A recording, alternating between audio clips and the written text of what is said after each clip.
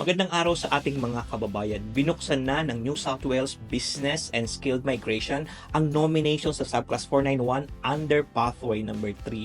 Ang ibig sabihin nito, ang lahat ng ating mga kababayan na nakapagtapos ng pag-aaral, bachelor degree or above sa mga regional postcodes sa New South Wales ay maaari mag-apply ng nomination na ito. Narito ang ilang mga bagay na dapat tandaan ng ating mga kababayan. Una, dapat ang inyong qualifying study must be eligible to claim points in regional study. Ang ibig sabihin nito, dapat ang inyong pag-aaral ay tumagal ng 92 weeks at kinakailangan meron na rin kayong letter of completion kung kayo ay mag-a-apply ng nomination. At dapat rin tandaan na ang institusyon ay dapat nasa regional postcodes ng New South Wales.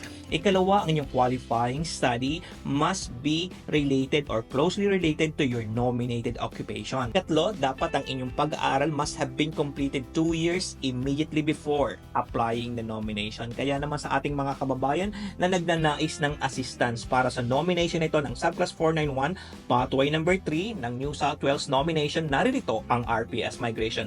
Mag-WhatsApp lamang sa +61 415 831 158 kay RPS, sulit ang visa mo.